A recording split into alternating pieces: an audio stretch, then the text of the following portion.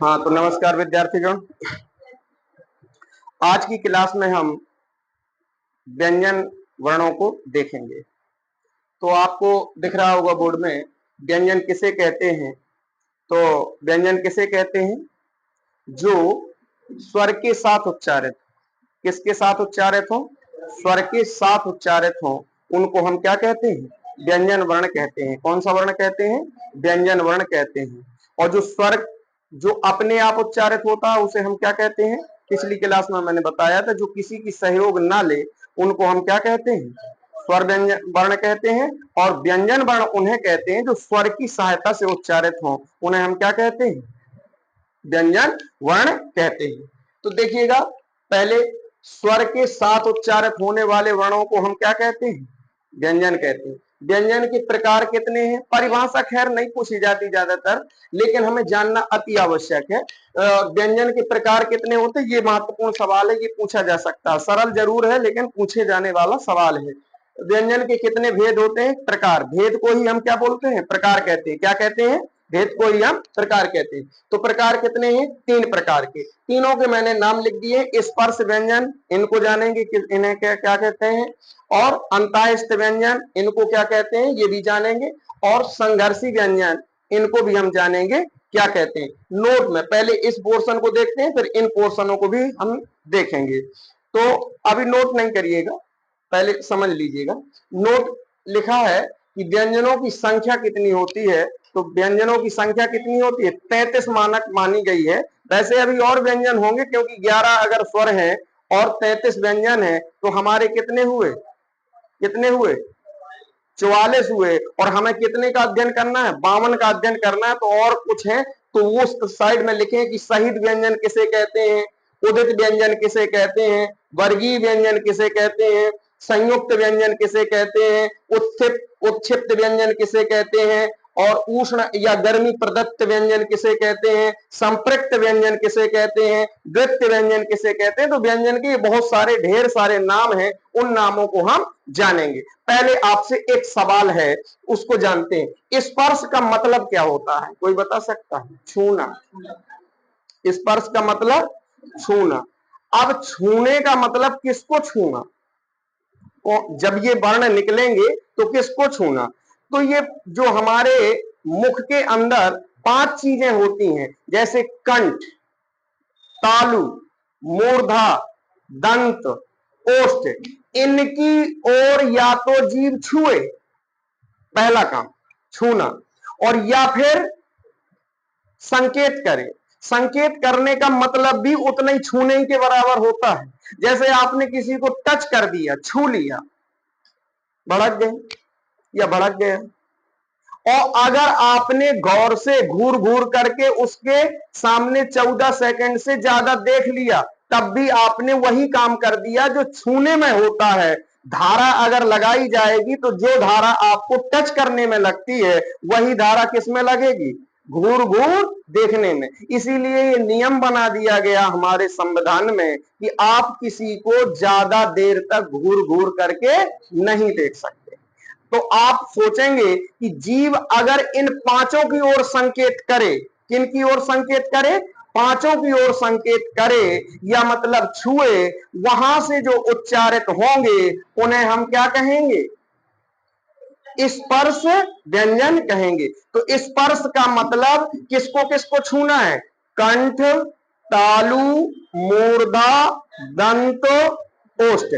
अगर मंत्र की तरह पढ़ेंगे तो 5 चीजें हैं, कोई ज्यादा नहीं है। 5 लोगों के नाम आप याद रख सकते हैं। कई लोग तो कई के मोबाइल नंबर याद रख सकते हैं। तो पहला कंठ, पहला क्या है? कंठ। अगर शायद भीतर कोई चीज घुसी होगी तो सबसे पहले क्या निकलेगा? कंठ में आएगी। क्या आएगी? कंठ। और कंठ से सीधे अगर ऊपर जाएगी तो क्या बनेगा? तालु बनेगा। और तालु के बाद दंत, दंत के बाद ओष्ठ, ओष्ठ के बाद क्या आएगा? एक और हम भूल गए, मूर्धा। दंत के पहले क्या हो गया? दंत के पहले क्या होगा? मूर्धा।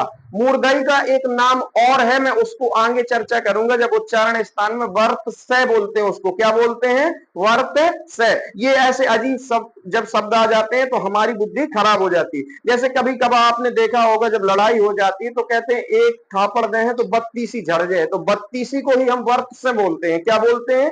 वर्त से बोलते हैं। हिंदी में ये शब्द आ गया वर्त से, किसे कहते हैं?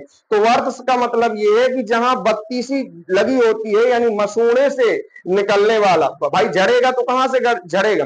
भाई दांत जहां से टूटता है तो मसूड़े से अलग होता है, तब तो दांत टूटता है। बीच से तो कभी आपने देखा नहीं, किसी चोट बस अगर टूट जाए वो बात अलग हो जाती है।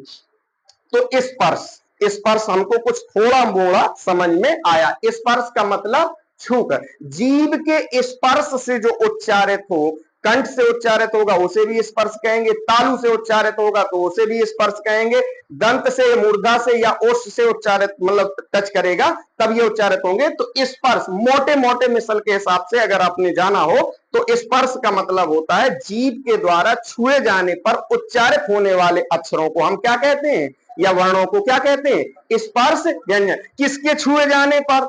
जीभ के द्वारा छुए जाने पर। किन को छुए जाने पर? कंठ, तालु, मूर्धा, दंत, ओष्ठ आदि को छुए जाने पर क्या कहते हैं? हाँ, अब सवाल आपका एक है जो आप जानते भी होंगे, तो जनाने की मैं कोशिश कर रहा हूं कि शायद आप ना जानते हो तो उसको भी आप जान लें। ठीक है,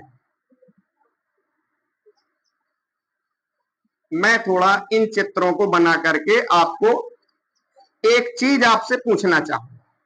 हाँ, पहले आप लोग बताएंगे थोड़ा सा, सभी लोग, ये आयत है कि वर्ग है? मैं इनसे पूछ रहा हूं सभी। आयत, कितने लोग आयत बता रहे हैं? थोड़ा हाथ खड़ा कर दो। आयत है, वेरी गुड। भैया लोगों से सवाल है, ये क्या है?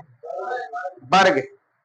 आपने सब लोगों ने देख करके पहली पहली बार नजरों में ला करके इसको आपने बता दी।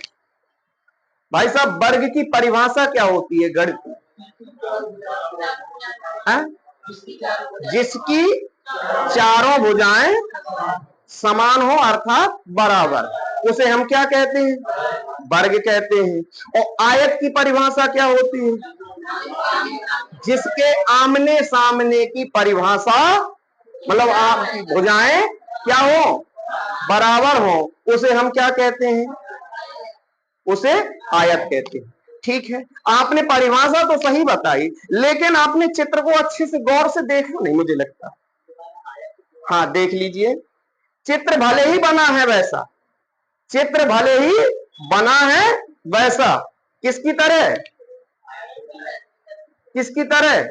आयत की तरह। लेकिन वो परिभाषा उसमें क्या कह रही है कि इसकी चारों भुजाएं क्या हैं? बराबर। क्या है? तो ये क्या होगा? और जिसके आमने सामने की भुजाएं बराबर है वो क्या होगा? आयत। तो आप परिभाषा जानते हैं तो फिर देख करके क्यों नहीं बता पाते? चेहरा कुछ और है, दिल में कुछ और है, ऐसा नहीं बताना चाहिए भाई। जो दिल में है वही चेहरा में होना चाहिए। तो ये क्या है? वर्ग है। और ये क्या है?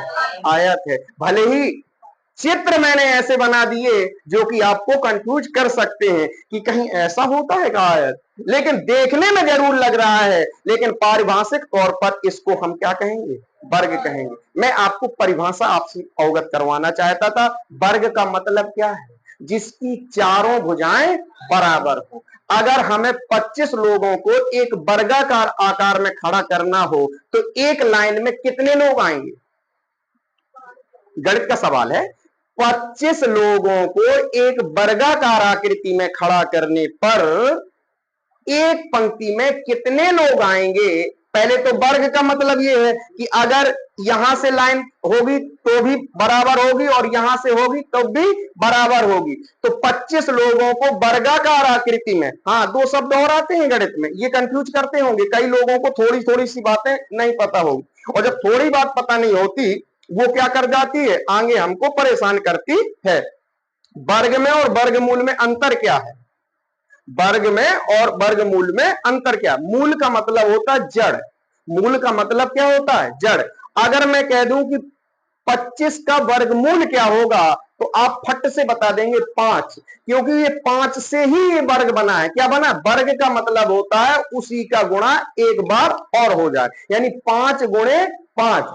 25 का वर्गमूल क्या है? 5, और 5 का वर्ग क्या है?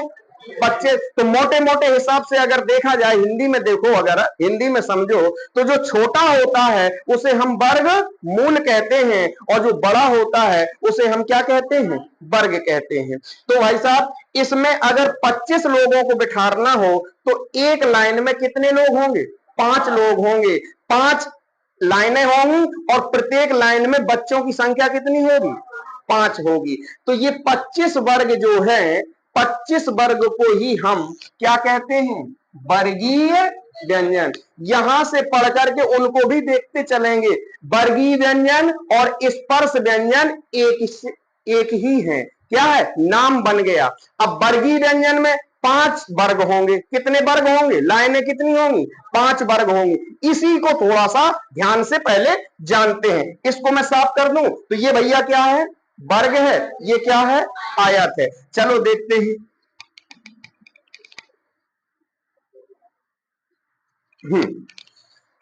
आप देखिए, जैसे का, खा, गा, घा, इसको मैं नहीं पढ़ूंगा। चा, छा, जा, झा, इसको भी नहीं पढ़ूंगा। फिर टा, फिर ठा, फिर डा, फिर ढा, फिर अड़ा। इसके बाद ता, था, दा, धा और ना, फिर पा, फा, बा और भा और मा। ये कितने हो गए भैया? गिनो। 25 हो गए ना? तो 25 जो है वो क्या है? स्पर्श व्यंजन। इनकी परिभाषा कई तरीके से अपने तौर से आप बना सकते हैं कि का से लेकर के मां तक के अक्षर क्या होते हैं? स्पर्श व्यंजन होते हैं। का से लेकर के मां तक के अक्षर क्या होते हैं? वर्गीय व्यंजन होते हैं। अब इनमें ये वर्ग में वर्गाकार आकार में है कि नहीं है? 5 गिनोगे तो ऐसे होंगे, 5 गिनोगे तो ऐसे होंगे, 5 गिनोगे तो ऐसे होंगे, 5 गिनोगे तो ऐसे होंगे। आप बताइए, जैसे 5 लाइनें खड़ी हैं, पहले लाइन में कल्लू खड़ा है। क्या खड़ा है? उस लड़के का नाम है कल्लू। कल्लू इसलिए रख देते हैं क्योंकि ये प्यार का नाम होता है। लगता जरूर है अजीब, हमें कल्लू कह दिया, कलुआ कह दिया, ये नाम प्यार का होता है। प्यार में कुछ भी कह देते हैं। अब देखिए, आपने देखा होगा पत्नी को प्यार में हम क्या बोलते हैं? जानू। क्या बोल देते हैं? जानू। तो वो किसका नाम है? वो किसी नाम नहीं है। चाहे उसका किसी का नाम, मैं कहता हूं माला हो, छाया हो, बबीता हो, विनीता हो, सुनीता हो, कुछ भी नाम हो, लेकिन हम उसको क्या बोल देते हैं? सभी लोग प्यार से क्या बोलते हैं? जानू, आओ थोड़ा पानी आनी लाओ। तो ये क्या है? ये प्यार का नाम है। तो इसी तरीके से हम, जैसे कालीचरण नाम होता है। क्या नाम होता है? किसी लड़के का नाम कालीचरण होता है, या किसी शख्स का नाम क्या होता है? कालीचरण। तो उसको हम प्यार से क्या बोल देते हैं? कल्लू बोल देते हैं। क्या बोल देते हैं? कल्लू बोल देते हैं। ये किसका नाम है? प्यार का नाम है। तो हम पहले प्यार वाले नाम को लेते हैं। जैसे पुष्पेंद्र नाम है, उसको हम प्यार से क्या बोलते हैं? पप्पू बोल देते हैं। क्या बोल देते हैं? पप्पू बोल देते हैं। तो उसके कोई ना कोई प्यार का घर का नाम होता है। तो भैया, ये लाइन किसकी है? कल्लू की। ये किसकी लाइन है? कल्लू की। और ये क्या? चंदू की लाइन है। मान लो चंदू एक लड़का, चंद्रभान है मान लो उसका नाम, चंदू चंदू करते हैं। ये किसकी है? टुट्टी की लाइन है। किसकी लाइन है? टुट्टी की लाइन। ये किसकी है? तेजू की लाइन है, तेजू की। और ये पप्पू की। आप जानते हैं पप्पू तो ऑलरेडी मुझे लगता है हिंदुस्तान में प्रसिद्ध ही है। राहुल गांधी का नाम भी प्यार क्या है? पप्पू। ठीक है। हाँ, तो ये किसकी लाइन? अब यहां से एक बात समझना है, ये लाइन का पहला शख्स है। ये लाइन का कौन सा शख्स है? पहला। तो ये भी लाइन का क्या है? पहला। ये भी लाइन का क्या है? पहला। ये भी लाइन का क्या है? पहला। ये भी लाइन का क्या है? पहला। और ये लाइन का कौन सा है? दूसरा। और ये लाइन का कौन सा है? तीसरा। और ये लाइन का चौथा। मैं थोड़ा कलर से लिख रहा हूं। अब सही है? हो गए। अब इसमें आपको यह जानना जरूरी है कि वर्ग के प्रथमाक्षर कितने हैं। वर्ग के प्रथमाक्षर कितने हैं? तो वर्ग के प्रथमाक्षर कितने हैं? अगर मैं कोड में क्या लिख दूं? एक लिख दूं। कोड में एक लिख दूं तो उसका मतलब क्या होगा? 5 अक्षर। कौन कौन? का, चा, टा, ता, पा। वर्ग का प्रथमाक्षर कौन सा? या वर्ग का प्रथमाक्षर कौन सा नहीं है? ऑप्शन आएगा, बन जाएगा कि नहीं हो जाएगा? ये तो मुझे लगता है दिल में फिट होगा पहले से, इसको फिट करने की जरूरत नहीं है। ये का से लेकर के मा तक इस तरीके से आप लिखेंगे, और छोटा बड़ा भी लगभग इसी तरीके से लिखे भी रहते हैं हमारे उसमें। तो ये क्या है, और ये क्या है? दूसरे अक्षर, यानी वर्ग के द्वितीय अक्षर कौन कौन से हैं? ख, छ, ठ, फ, है ना?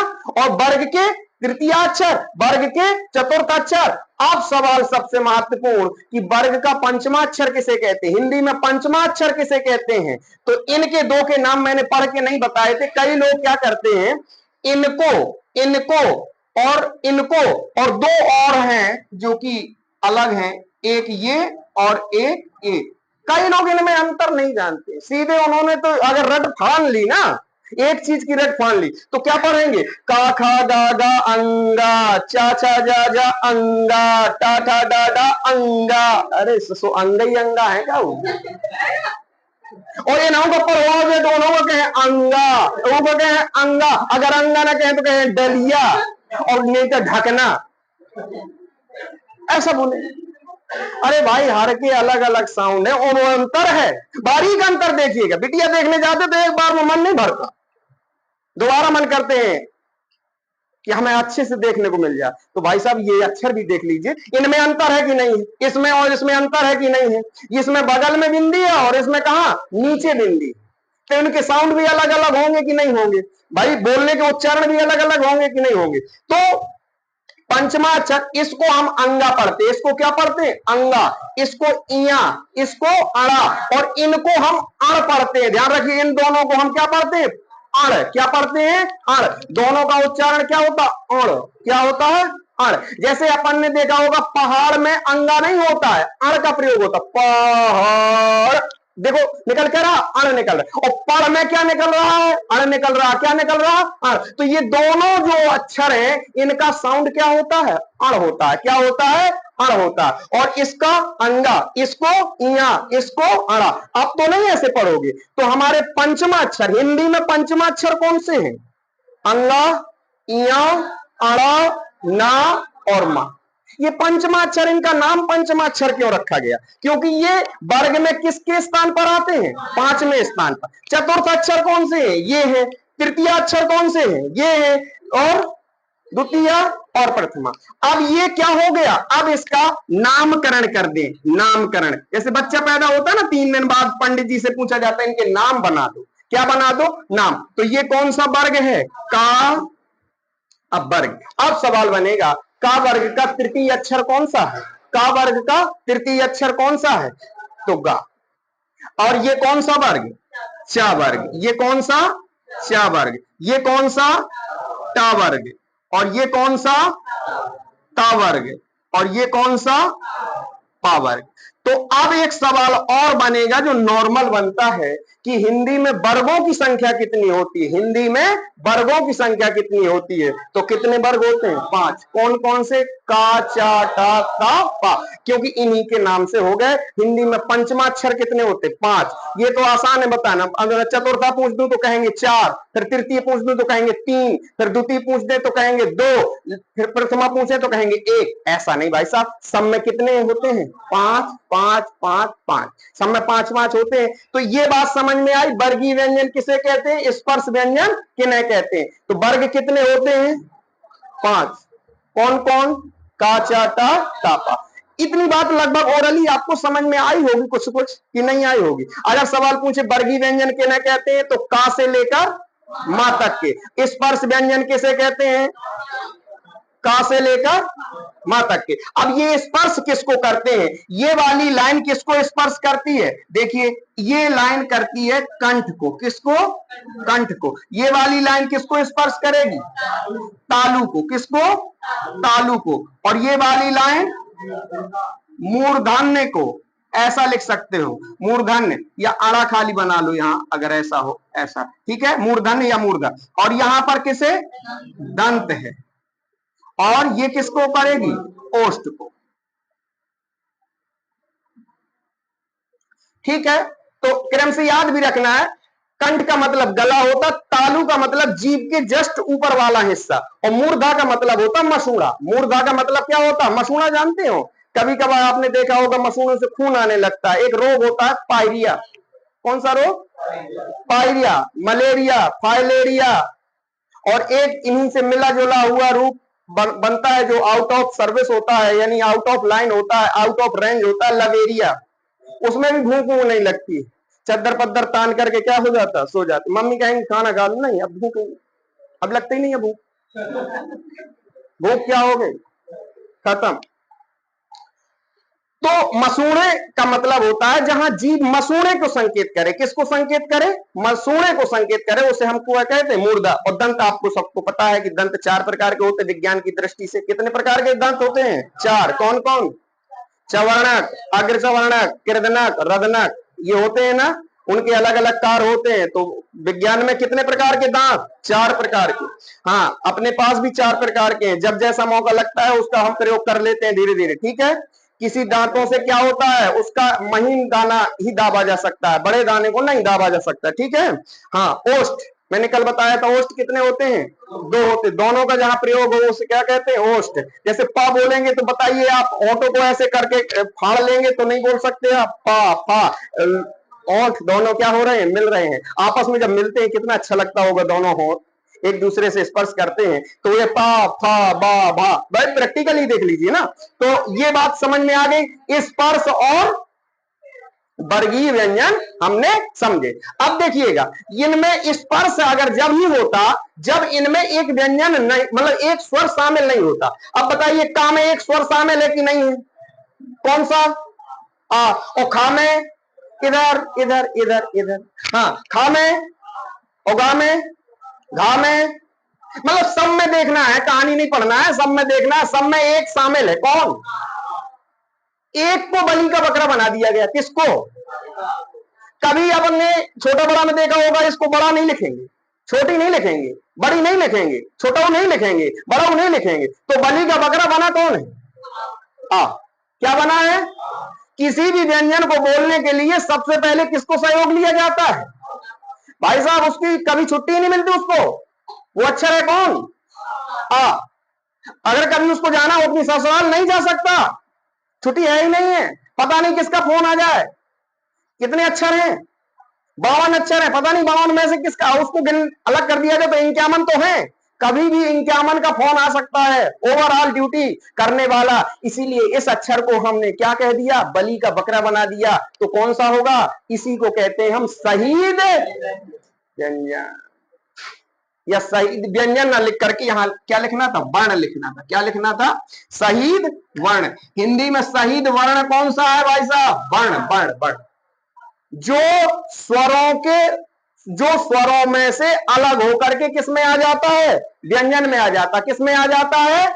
व्यंजन में आ जाता है। तो ये व्यंजन में जब आ जाता है तो इसको हम क्या कहते हैं? शहीद वर्ण कहते हैं। क्या कहते हैं? शहीद वर्ण। हाँ, इसमें थोड़ा सा गलती हो गई है, अगर इसको आप ऐसा कर लेंगे कि शहीद वर्ण कहते हैं जब व्यंजन में आ जाता है। अब व्यंजन में देखा जाए तो व्यंजन तो सभी के साथ क्या लगा हुआ है? आ लगा हुआ है। तो सभी व्यंजन ना हमारे शहीद हो जाएंगे। शहीद वर्ण कौन सा है या शहीद अक्षर कौन सा है? जैसे हम बलि का बकरा बनाते हैं तो एक बात हमें कंफर्म हो गई, कौन सा?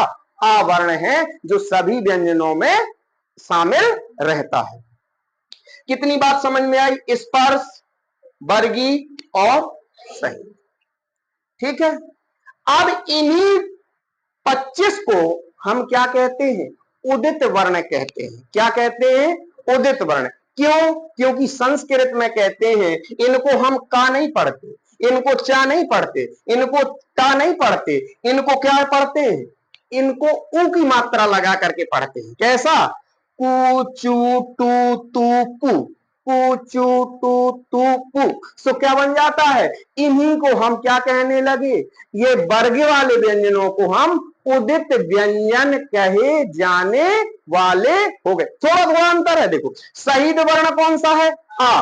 अब उदित व्यंजन के लिए कहते हैं तो जो स्पर्श व्यंजन है वही क्या है? उदित व्यंजन है। वही क्या है? वर्गीय व्यंजन है। क्यों बना? क्योंकि संस्कृत में का को कु बोला जाता है। का को क्या बोला जाता है?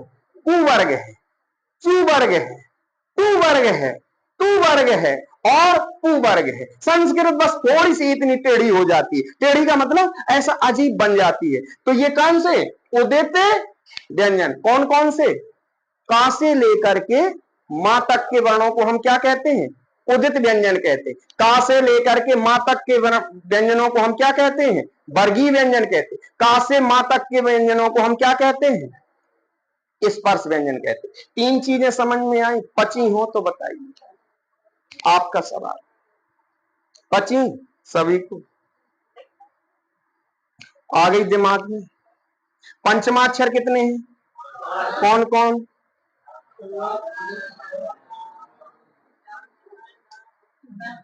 आ गया। हाँ, अंगा इया अड़ा ना मा। नहीं बोल सकते तो कम से कम पहचान तो सकते हैं। कभी कभार ऐसा होता नाम पता नहीं होता और कई सालों तक चलता रहता है, एक दूसरे का नाम, रियलिटी नाम नहीं पता चलता। भले ही नाम ना पता चले लेकिन जानते तो रहो ये फलाना आदमी है, रोज मिलता जुलता रहता है, तो उसका नाम तो जानो ना जानो वो बात अलग है, लेकिन जानते तो रहोगे कि ये है कहाँ, ये कहाँ है, किस कहाँ खाने में, पांचवें वाले खाने में, चौथे वाले खाने में। ये तो अगर हम विकल्प से सवाल पूछेंगे तो आप मुझे लगता है बता दोगे।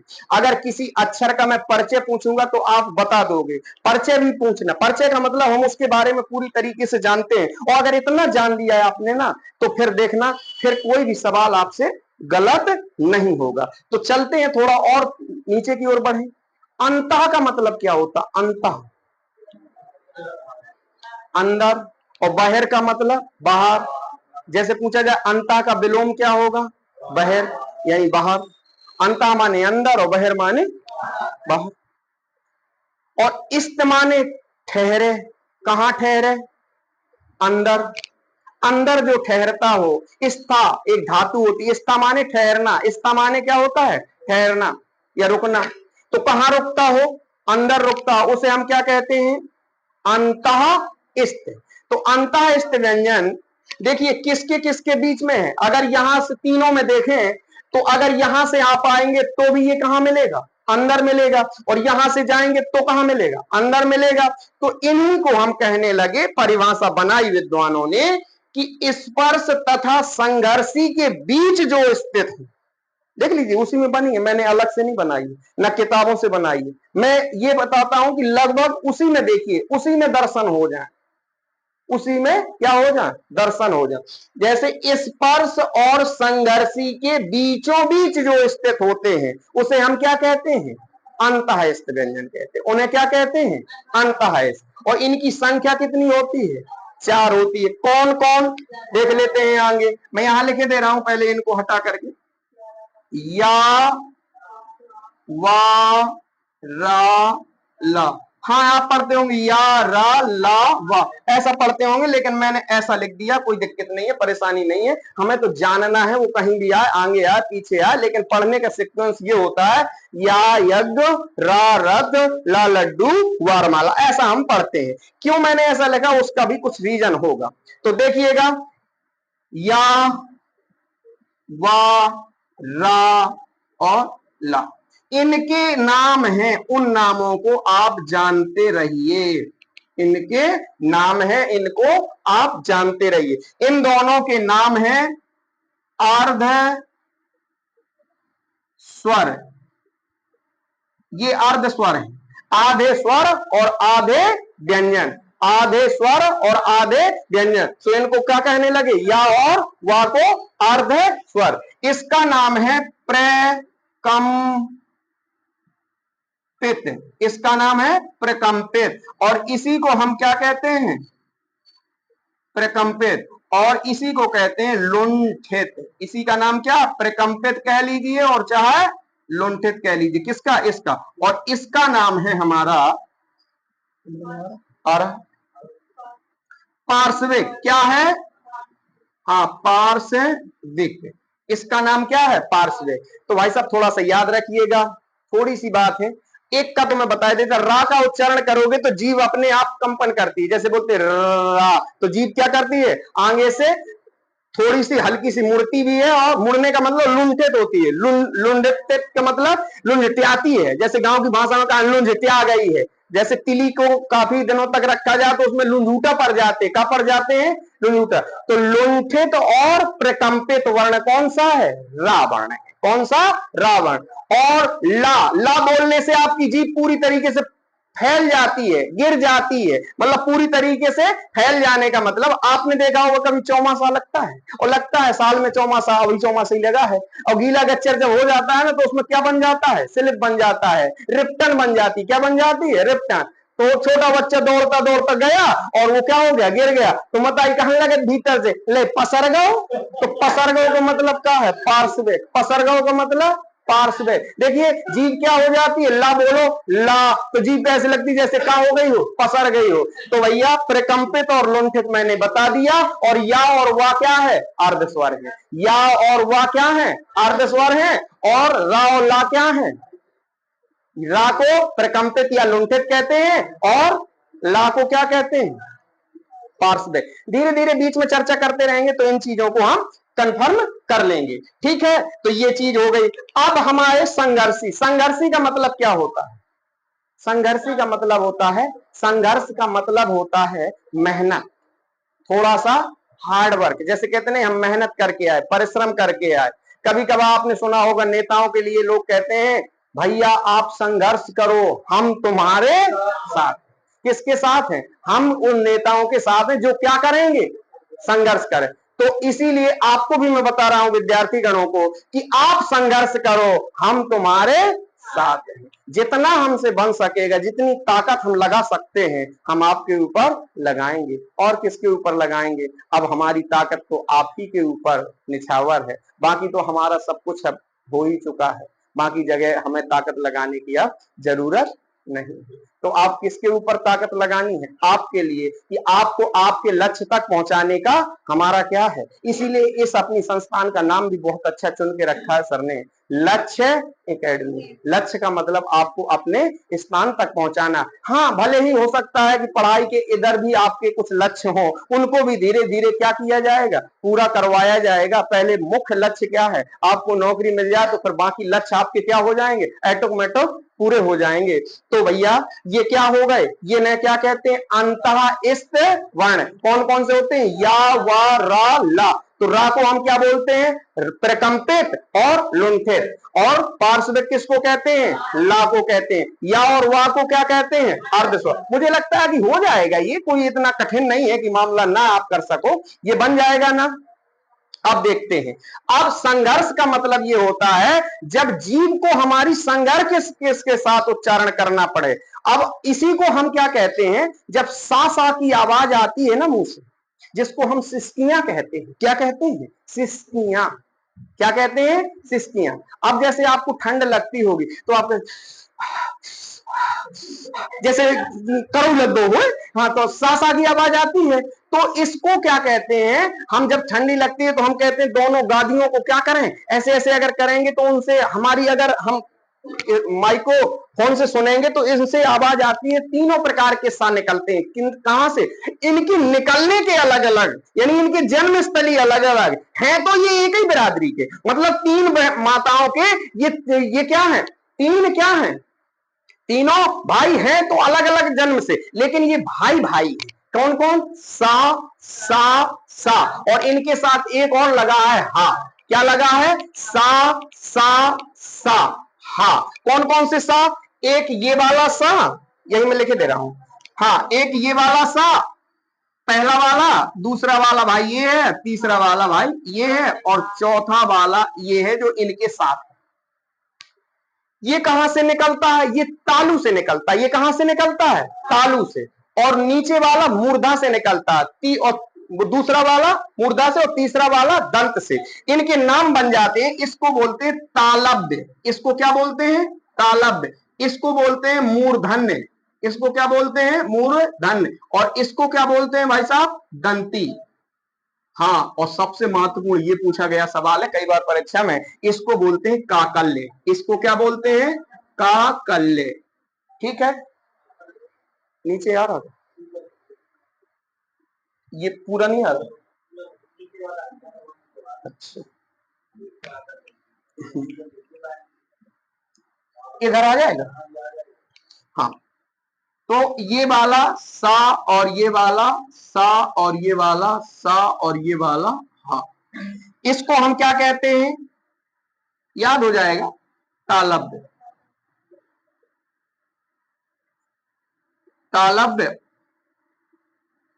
तालव्य, इसको क्या कहते हैं, मूर्धन्य, और इसको क्या कहते हैं, दंती, और इसको क्या कहते हैं, काकल्य।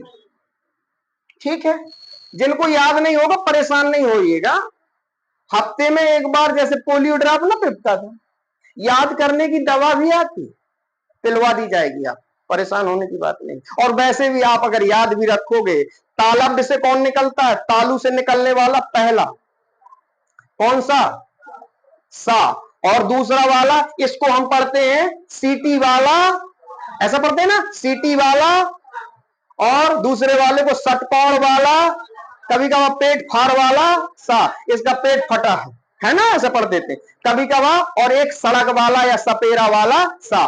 तो सपेरा वाला क्या है, दंत से निकलता है, पेट फाड़ वाला कहां से निकलता है, मुर्दा से निकलता है, और सीटी वाला कहां से, और हा क्या है, काकल। काकल का मतलब इसकी उत्पत्ति कंठ से होती है, कहां से होती है, कंठ से। तो देखिए लगभग लगभग हमने क्या पढ़े, ये तीनों को पढ़ा, और कितनी संख्या हो गई, ये सवाल भी हमारा कंफर्म हो गया, 25 और 4 29 और 4 33।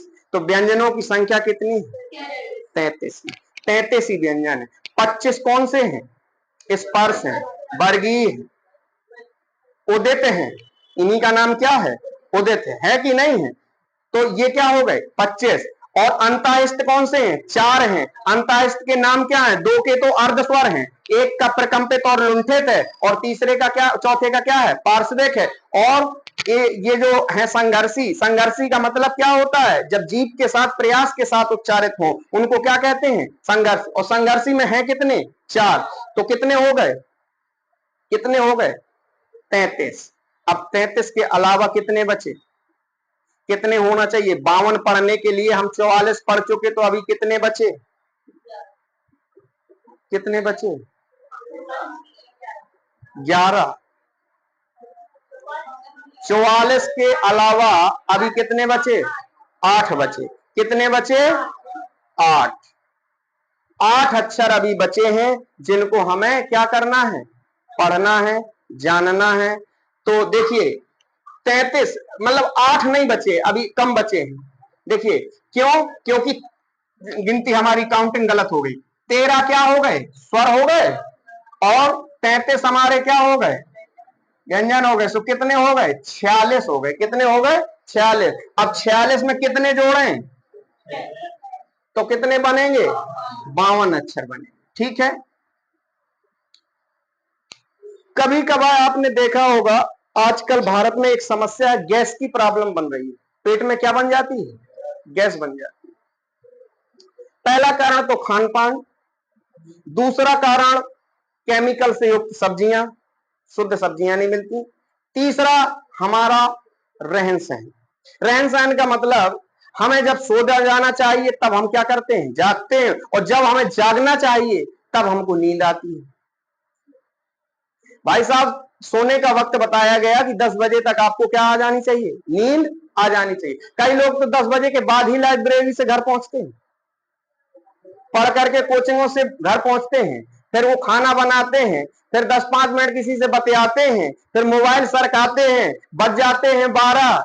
12 के बाद फिर मन होता है चारपाई में जाएंगे, 12 बजे किसी को नींद नहीं आती है, तो नींद कब आती है, 2 बजे। फिर 2 बजे से 4 बजे में वो नींद का चरम आनंद होता है कि 4 बजे हमें जब जगना चाहिए तब हम किस आनंद में हैं, डूबे हैं, नींद के। तो और हमें 10 के बाद जागना नहीं चाहिए, और 4 के पहले हमें क्या हो जाना चाहिए, 4 तक तो लगभग संभवतः क्या हो जाना चाहिए, जाग जाना चाहिए। लेकिन ये जब दिनचर्या नहीं होगी तो अब, और लेटते कैसे हैं भाई, तकिया को कहां लगाना चाहिए, सिर में। ज्यादातर लोग तकिया कहां रखते हैं, सीना में। अगर पिटका लेटेंगे, पिटका जानते हैं, पेट के बल, तो कहां लगाएंगे, छाती में। और अगर शायद पूरी तरीके से ऐसे लेटेंगे, सीधे लेटेंगे तो खोपड़ी में न लगा के कहा तकिया ऐसे धर लें, ऐसे पकड़ लें, तो ये उनके क्या होते हैं, पढ़ने के कुछ तरीके होते हैं। और कभी कभार आपने देखा होगा पहले चारपाइयां चलती थी, अब चारपाइयां नहीं चलती हैं, तो क्या चलते हैं, तखत चलते हैं या बेड चलते हैं। तो उनका पूरा प्लान होता है, आगे का हिस्सा और पीछे का हिस्सा।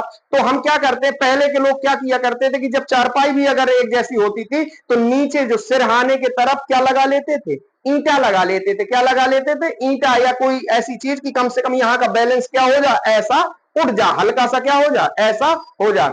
इसी को कहते हैं उत। उत माने उठ जा, और क्षिप्त माने लेटने के लिए। क्षिप्त माने डल जा, बिछ जा, जैसे कहते नहीं, क्षिप्त माने बिछ जा। कैसे के लिए, उठकर बिछ जा, उठकर बिछ जा। इनको हम क्या कहते हैं, उत्क्षिप्त। तो देखिए समझने की बात है, केवल समझने का प्रयास आप करा करिए हमेशा।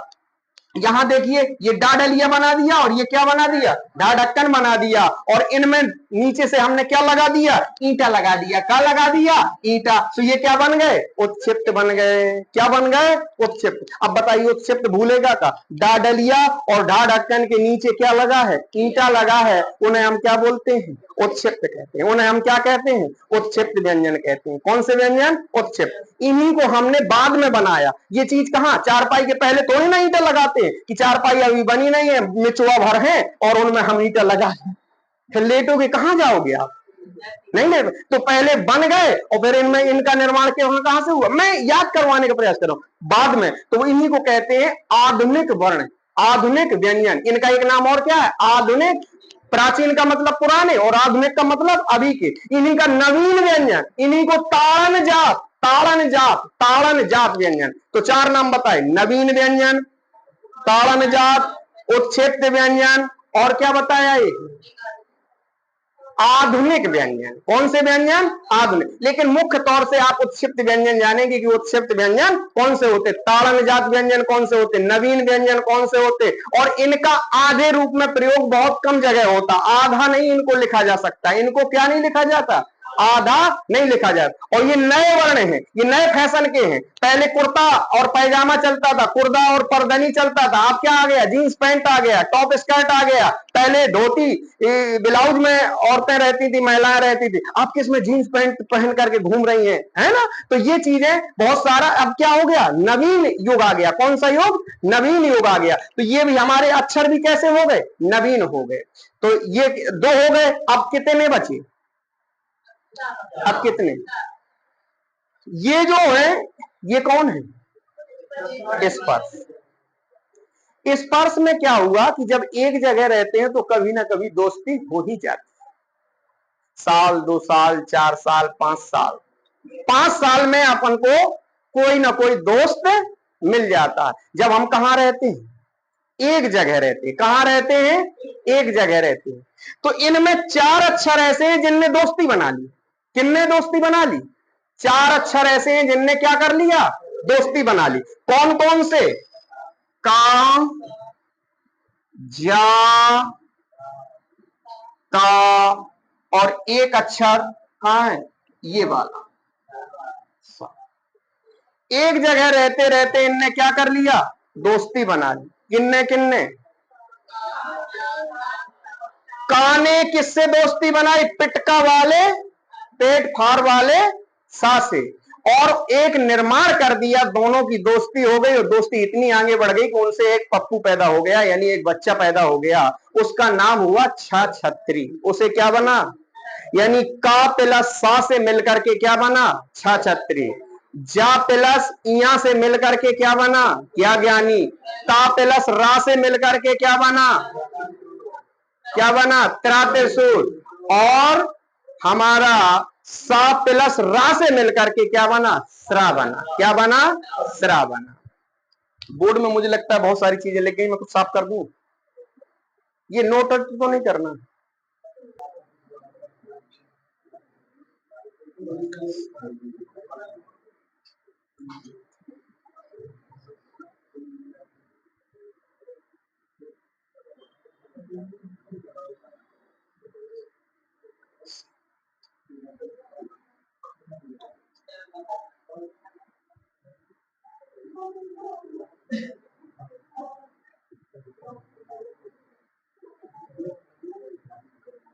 हाँ, देखिए ध्यान से, ये 3 चीजें अगर और समझना है तो बस 5 मिनट आप दिमाग यहीं रखिएगा, बाकी फिर ऐसा है कि थोड़ा मोड़ा अगर यहां वहां चला जाए तो कोई दिक्कत नहीं, पर लेकिन 5 मिनट, सिर्फ 5 मिनट।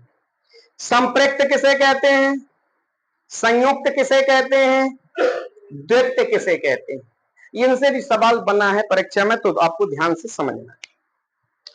संयुक्त में मैंने 4 अक्षर बताए, कौन कौन से, छा, त्रा, ज्ञा, छा छत्री, त्रा त्रिशूल, ज्ञा ज्ञान, और एक और आ जाता है स्रा, जिसको हम श्री के नाम से प्रयोग करते हैं, श्री में प्रयोग करते हैं, श्रीमान में प्रयोग करते हैं, तो स्रा, कौन सा, स्रा, श्रम में भी स्रा का प्रयोग होता है।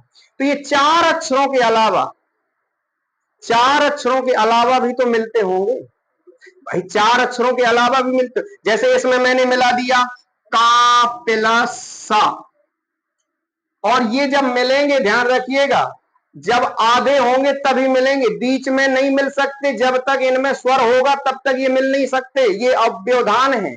तो ये क्या है, आधा का, और ये क्या है, अब इसको लिखेंगे अगर वर्ण विच्छेद करेंगे तो सा प्लस आ, तो आ तो कहां है, बाद में है, तो ये क्या मिल जाएंगे, दोनों मिल जाएंगे, तो क्या बन जाएगा, छा छत्री आधा, और इसमें आ मिला तो ये क्या हो गया, पूरा हो गया, ये क्या हो गया, पूरा हो गया।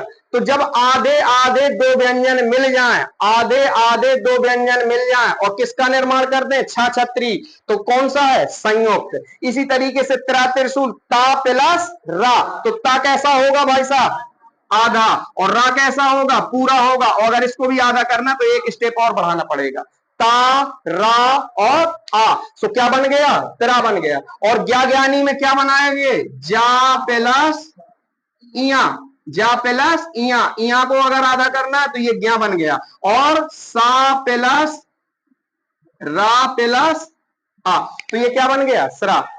तीनों को देख, चारों को देख लीजिएगा, त्रा ऐसे बनता है, जा ऐसे बनता है, और सरा ऐसे बनता है, और का ऐसे बनता है, मतलब का और सा से ये छा छत्री बनती है। ये 4 को ध्यान पे रखना है, 4 को किस पे रखना है, ध्यान पे, ये क्या है, संयुक्त व्यंजन, ये क्या है, संयुक्त। और इनके अलावा मिल जाए कोई, जैसे ये लिखा मैंने, क्या लिखा, कथा, क्या लिखा, कथा, तो यहां भी तो मिलन हुआ है, किसका किसका, ता और था का, किसका मिलन हुआ है, ता और था का मिलन हुआ, हुआ कि नहीं हुआ।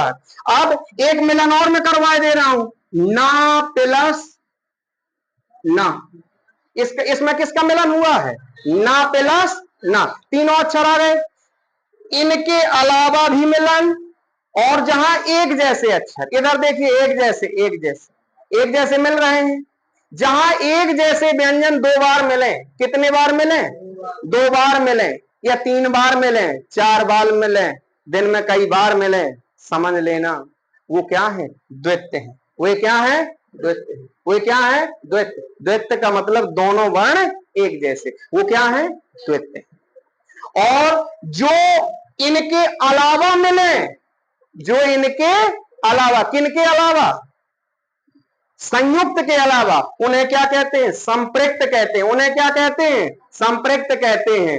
और जब ये मिले तो उन्हें क्या कहते हैं, संयुक्त कहते हैं। तीनों बातें समझ में आई कि नहीं। द्वित्व तो आपके लगभग मुझे लगता है जहन में घुस गया। द्वित्व का मतलब जहां 2 अक्षर एक जैसे एक साथ हो उसे क्या कहते हैं, द्वित्व। जैसे बताना इन 3 में से कौन सा है, मैं एक अक्षर लिखे दे रहा हूं, 3 में से कौन सा है,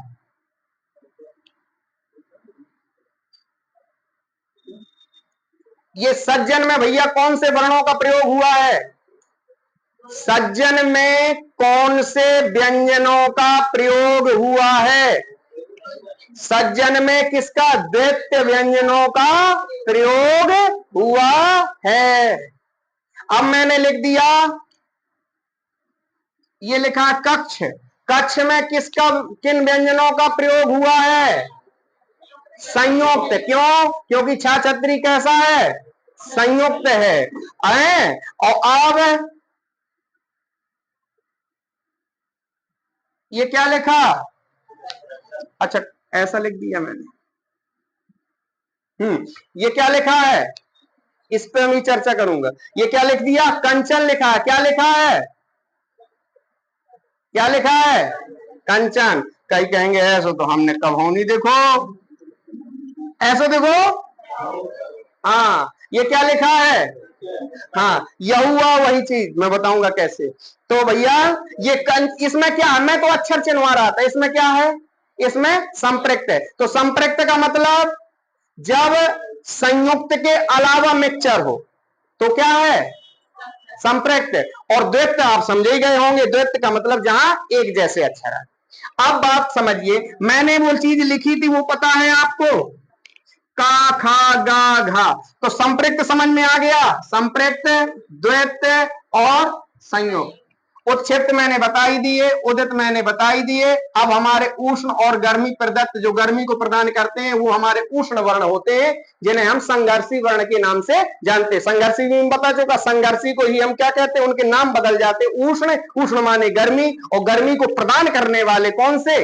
सा हा। तो ये इतना हो गया पोर्शन। अब जो आगे मैं बताना चाहता तो मैंने एक शब्द लिख दिया गलती से, और आप उस चीज को समझ गए कि हमने कभी ऐसा नहीं देखा। तो देखिएगा, छोटा बच्चा होता है, एक कहानी सुनते हैं। एक छोटा बच्चा होता है ना, छोटा बच्चा 3 4 4 5 साल का, 5 साल तक का बच्चा होता, वो मम्मी को ज्यादा चाहता है। क्या है? मम्मी को। अगर मम्मी उनकी गांव में कहा गोबर फेंके जाए, कब फेंके जाए?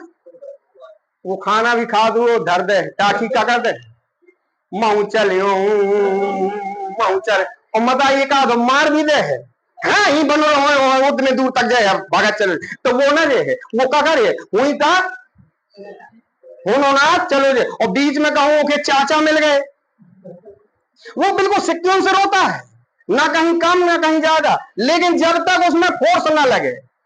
यही कार्य का नियम कहता विज्ञान में, कहते हैं ना, कार्य किसे कहते हैं? जब कोई चीज अपनी जगह से क्या हो जाए, परिवर्तित हो जाए, उसको हम क्या कहते हैं? कार्य कहते हैं। दीवार को झेलते रहिए 2 4 10 जने, दीवार अपनी जगह में क्या है? वो कार्य नहीं हुआ, वो कार्य कैसा है? नगण्य है, जिसका कोई मतलब नहीं है। और अगर चाचा मिला, बच्चा हो कहे ए ले, तो फिर उसका स्पीड का और फिर जब चाचा से निकल जाएगा फिर वो क्या करेगा? फिर वो अपनी अपने लेवल पे आ जाएगा, और जब तक मत आई गए हाँ फिर जो है ना, तो वो। और कहा कभी कभी ऐसा होता है, छोटा बच्चा है, अपने जूता चप्पल का हाथ में ले, वो जब तक ना जूता चप्पल फेंके, जब तक वो अपनों ना दिखे, दूसरे के सामने नहीं फेंकता। बच्चा को इतना पता है दूसरे के सामने फेंकूंगा कोई ले जाएगा, और क्या करे, जब मत आई देखे हाउ मैं आउट लौट के गोबर फेंको, मत आई जब पलटी, वो चप्पल वहीं फेंक दे, अब मैं जा दूं। तो वो जानता है, बच्चा क्या करता है, जानता है, क्या जानता है कि ये जो चप्पलें हैं को मेरी कौन उठाएंगे? मम्मी उठा लेंगे। तो भाई साहब, जो ये पंचमा अक्षर है, ये पंचमा अक्षर है, कौन कौन मैंने बताए? पंचमा अक्षर पहले बता चुका हूं, अंगा, इया, अड़ा, ना और मा। ये अनुस्वार ही कहे जाते हैं। ये क्या कहे जाते हैं? पंचमा अक्षर को हम अनुस्वार बोलते हैं। और मैंने स्वर में बताया था कि एक अनुस्वार होता है और एक विसर्ग होता है। अंग को हम क्या बोलते हैं? अनुस्वार बोलते हैं। क्या बोलते हैं? अंग को हम क्या बोलते हैं? अनुस्वार। इसका क्या कहते हैं? इसका मुंह से तो उच्चारण होता है, लेकिन ये क्या करता है? अनुस्वारित करता है। अनुस्वार का मतलब होता है बिंदी, ये वाली बिंदी, इसका मतलब अनुस्वार ये है। समझ में आया? तो ये क्या होते हैं? पांचों के पांचों क्या होते हैं? अनुस्वार होते हैं। क्या होते हैं? पांचों के पांचों अनुस्वार। कौन कौन से? अंगा, इया, अणा, ना और मा। अब ध्यान रखिए, ये वैसे अगर स्वर ना हो इनमें तो ये आगे है कि नहीं, इन्हीं को हम स्पर्श कहेंगे कि नहीं, लेकिन एक शहीद स्वर जो आ जाता है आ, इनमें घुस जाता है, तो वो पूरा उनका बोध करवाने लगता है। अब जैसे मैंने लिखा गंगा, क्या लिखा? गंगा। इस चीज को सीखना है, गंगा। और मैंने एक शब्द और लिखा, ये क्या लिखा है? ये क्या लिखा है? ये भी गंगा लिखा है। तो एक जगह क्या लिखा है? एक जगह पंचमाक्षर का प्रयोग है, और एक जगह किसका प्रयोग है? अनुस्वार का प्रयोग है। ऊपर किसका प्रयोग है? अनुस्वार का। इसको हम अनुस्वार बोलते हैं, अंग जिसे कहते हैं अंग, इसको क्या बोलते हैं? अनुस्वार। अब देखना, एक और चीज समझ लो, एक से नहीं समझ में आता, कई से समझ में आता है। ये क्या लिखा है? और ये भैया क्या लिखा है? ये ता लिखना था, घंटा लिख दिया। हाँ घंटा, और नीचे भी क्या लिखा है, घंटा। देखो दोनों लिखे, एक क्या है, अनुस्वार है, और एक क्या है, पंचमाक्षर है ना पंचमाक्षर, लेकिन है तो दोनों सही कि नहीं है। अब जैसे मैंने लिख दिया, ये क्या लिखा और ये क्या लिखा, ये भी क्या लिखा, बंद। आधी बात समझ में, तो दोनों सही है। ये किससे है, पंचमाक्षर से, ये किससे है, अनुस्वार से। अभी मैंने लिखा था, ये क्या लिखा है, और मैंने क्या लिखा था, ये। तो एक पंचमाक्षर से, अब पंचमाक्षर कैसे प्रयोग होता है, जैसे हमें इनका पंचमाक्षर प्रयोग करना हो, ध्यान से देखिएगा। पंच, इस बिंदी के बाद ये कौन सा अक्षर है, गा, और गा किसकी लाइन में आता है, का, किसकी लाइन में आता है, का की। तो का, खा, गा, घा, अंगा, तो इसका पंचमाक्षर कौन सा प्रयोग करेंगे, बिंदी की जगह उसी का पंचमाक्षर। इसमें बताइए ये क्या है, बिंदी है, और बिंदी के आगे देखिए कौन सा अक्षर है, दा। तो दा का पंचमाक्षर कौन सा होता, दा का पंचमाक्षर ता, था, दा, धा, ना। तो इसमें किसका प्रयोग किया गया, ना। ऐसे नहीं प्रयोग करना, सीखना मतलब सीख करके जाना ये चीज। तो इसमें किसका प्रयोग किया, ना का। अब इसमें किसका प्रयोग, जैसे ये क्या लिखा है, इसके आगे क्या लिखा है, टा, और टा का पंचमाक्षर कौन सा होता है, टा, ठा, डा, ढा, अड़ा, क्या होता है। तो ये क्या लिख दिया मैंने, अड़ा। समझ में आई कुछ बात जो मैं समझाना चाहता था।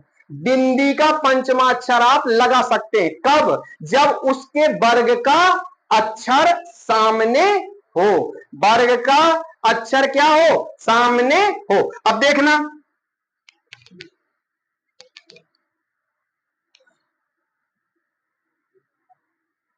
ये क्या लिखा भैया, चंचू, क्या लिखा, चंचू माने चौंच होती है, चंचू माने क्या होती है, चौंच। अब देख लीजिए क्या लिखा है, चंचू लिखा।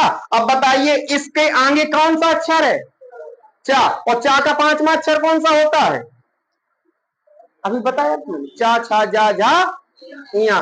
तो क्या लिखोगे, बन गया चंचू। जैसे अब एक शब्द और लिखा, संबंध, क्या लिखा, देख लीजिए, संबंध लिखा। अब इसमें दो दो अनुस्वार हैं, कितने अनुस्वार हैं, तो पहले एक अनुस्वार को देखिएगा, एक अनुस्वार को देखेंगे तो इसके बाद क्या है, बा है, तो बा का पंचमा अक्षर क्या होता, पा, फा, बा, भा, मा। ऐसे पढ़ लीजिए, पांचवा क्या आता, पा, फा, बा, भा, मा। तो इसका क्या लिखेंगे, सा और मा, आधा हो गया, क्योंकि आधा ही लिखना है। और बा लिख दिया। अब बा के आगे बिंदी के आगे क्या है, धा है, तो धा का क्या लिखोगे, ना। तो क्या लिख दिया, तो संबंध चाहे ऐसो लिख दो चाहे, ठीक।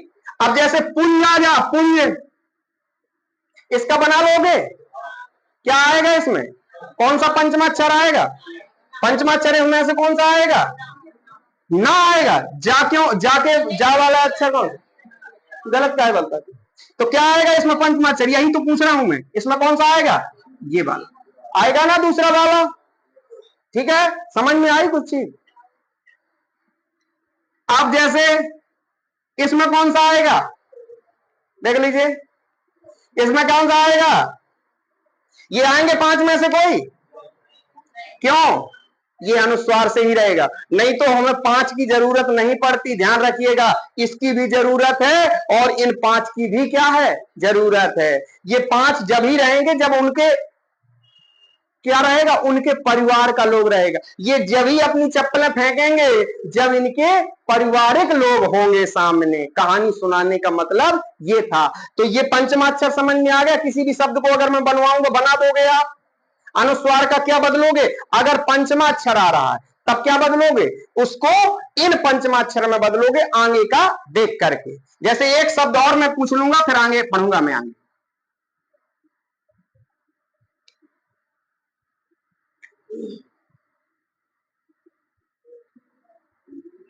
ये क्या लिखा भाई साहब, गुम्फित, क्या लिखा है, गुम्फित। अब देखिए ये अनुस्वार है, इसके आगे क्या है, फा। इसके आगे क्या है? फा। अब फा का कौन सा अक्षर है देख लीजिए, क्या आ जाएगा? माँ। और ध्यान रखिएगा आधे अक्षर को कभी स्वर के बाहर नहीं रखते, नहीं तो लटक कर गिर जाएगा वो। तो क्या करोगे? माँ को ऐसे, इसमें फिर मात्रा ऐसा लिख दोगे। क्या बन गया? गुम फिर। क्या बन गया? गुम्फित। तो गुम्फित ये भी सही है और गुम्फित ये भी सही है। आगे बात समझ में? हाँ। तो आप देखिएगा, अब एक चीज और इसी में समझ लीजिएगा कि आधे सा को कहीं कहीं हम इसको इस भी पढ़ते हैं और कहीं कहीं इसको हम सा भी पढ़ते हैं, आधा सा भी पढ़ते हैं। कैसा, क्यों? कहीं कहीं आधे सा को हम क्या पढ़ते हैं? इस भी पढ़ते हैं। कहीं कहीं आधे सा को हम क्या पढ़ते हैं? सा भी पढ़ते हैं, आधा सा भी पढ़ते हैं। जैसे दो शब्द,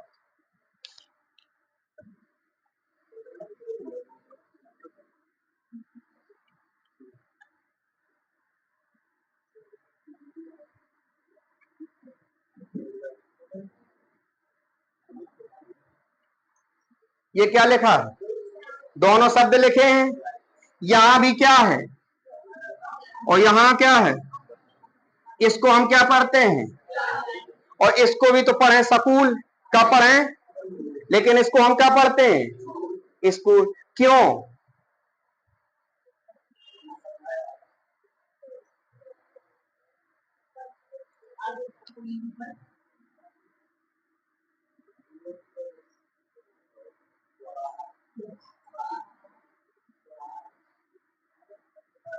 हाँ, ऊपर वाले को हम क्या पढ़ रहे हैं और नीचे वाले को? ये कैसी विडंबना है, एक जगह सा पढ़ते हैं एक जगह। इसको भी सीखने की इच्छा है, जानने की इच्छा। क्यों? आधा सा, कौन सा सा?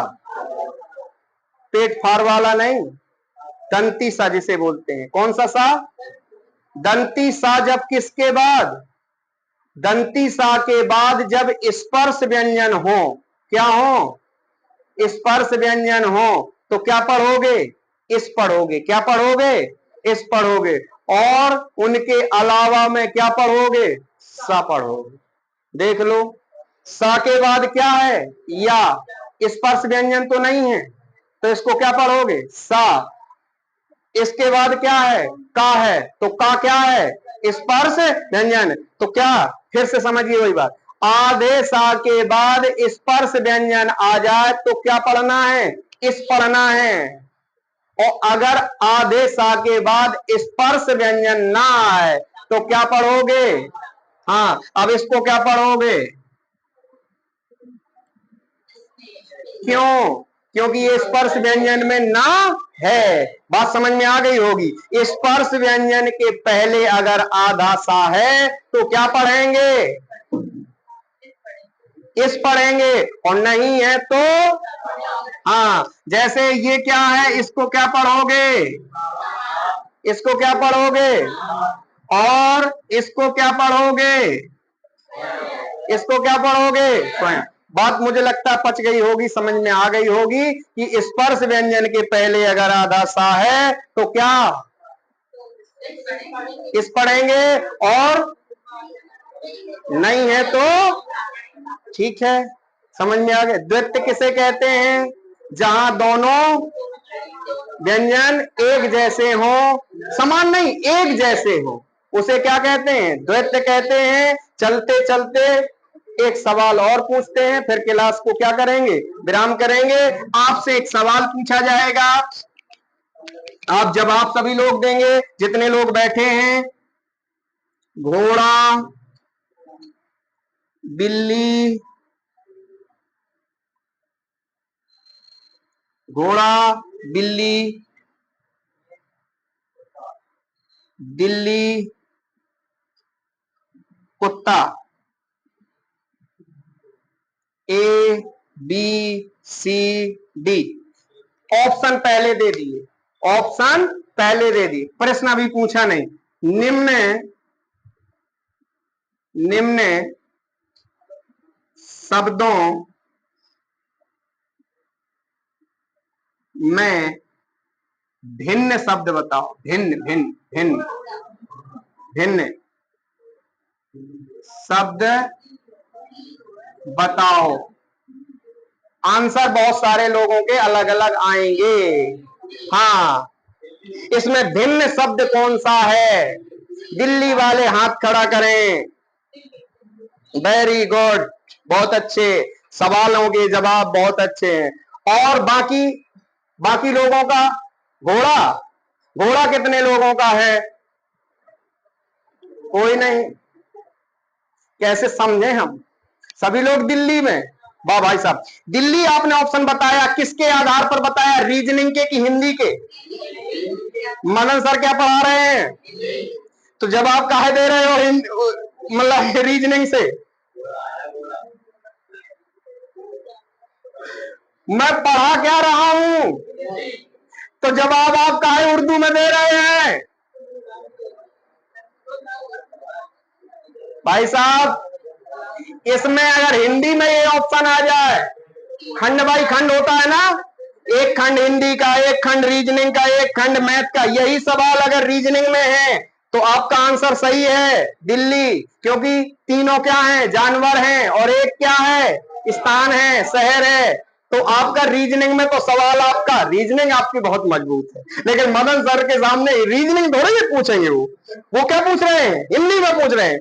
तो इसमें द्वैत है, इसमें द्वैत है, इसमें द्वैत है। तीनों द्वैत शब्द हैं। कैसे शब्द हैं? द्वैत। और घोड़ा कैसा है? नवीन शब्द है। घोड़ा में देख लो, कहा गया? नवीन आ गया। ताड़म जात वाला है कि नहीं है? तो ये कौन सा है? इसमें ऑप्शन क्या लगेगा? घोड़ा लगेगा। किसमें? हिंदी के आधार पर ये सवाल घोड़ा का है, और रीजनिंग के हिसाब से ये सवाल दिल्ली का है। ठीक है। अब आपको घर में क्या करना है? HW है, घर में थोड़ी सी आप मेहनत करोगे, मुझे नहीं लगता कि कोई भी परीक्षा में आपका गड़बड़ सड़बड़ होने का मामला है।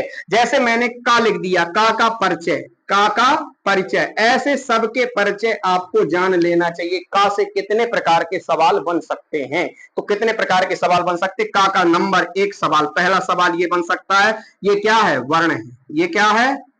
वर्ण है, शब्द तो नहीं है। क्या है? का वर्ण है। और वर्ण में भी कौन सा है? दूसरा सवाल बनेगा, ये व्यंजन है, स्वर तो नहीं है। ये क्या है? व्यंजन है। दूसरा सवाल क्या बनेगा? व्यंजन। तीसरा सवाल ये बन सकता है इसमें कि अगर व्यंजन है तो व्यंजन के तीन प्रकार है, कौन से प्रकार का है? तो स्पर्श है। क्या है? स्पर्श है। सवाल आएगा कि स्पर्श है, अंतःस्थ है, संघर्षीय, तीनों है, तो क्या है? स्पर्श है। स्पर्श का ही एक नाम और है, वर्गीय व्यंजन है। कौन सा व्यंजन है? वर्गीय। और वर्गीय व्यंजन में भी आपने देखा होगा कौन सा अक्षर है? पहला अक्षर है। कौन सा अक्षर है? तो ये 5वां नंबर प्रथमाक्षर है। कौन सा अक्षर? प्रथमाक्षर। कौन सा अक्षर? प्रथमाक्षर। दूसरी बात, का निकलता कहां से? किसके संकेत से निकलता है? तो ये 6वां नंबर बनेगा, कंठ से निकलता है। किससे निकलता है? कंठ से। 6 सवाल। 7वां सवाल, इसको और किसी नाम से जानते हैं, कंठ को, का को और किसी नाम से जानते हैं। एक और चीज बताई थी अगर याद हो आपको, उदित है। क्या है? उदित व्यंजन है। कौन सा? उदित व्यंजन है। अभी इसमें सघोष और अघोष बची है कहानी, और उच्चारण स्थान मैंने बता ही दिया कि कंठ से उच्चारित होता है। तो अभी सघोष और अघोष की कहानी में अगली क्लास में आपको कल, संभवतः कल ही क्लास जो होगी उसमें वर्णमाला को विराम किया जाएगा। आज मेरा कोशिश थी कि मैं विराम करूं व्यंजनों को, लेकिन बहुत सारा मटेरियल होने के कारण और मैं उस चीज को नहीं कर सका। तो आज की क्लास में इतना ही, लेकिन इतनी बात ध्यान रखना है, ये चीजें इनके परिचय से, एक अक्षर से अगर 7 सवाल बन रहे हैं तो आप 52 में 7 का गुणा कर दोगे, आप अंदाजा लगा लीजिए कि कितने सवाल बन जाएंगे। तो बताइए, ऐसे अगर पढ़ेंगे तो फिर कोई सवाल बाहर जाएगा? ये चीजें क्या हो जाएंगी आपके, एक बार पूरों को करके देखना है, अपने रफ में करके देखिए कि इसको किस किस चीज से जाना जा सकता है, कैसे कैसे तरीके से क्या बन सकते हैं, क्वेश्चन बन सकते हैं या प्रश्न बन सकते हैं। आज की क्लास में इतना ही, धन्यवाद।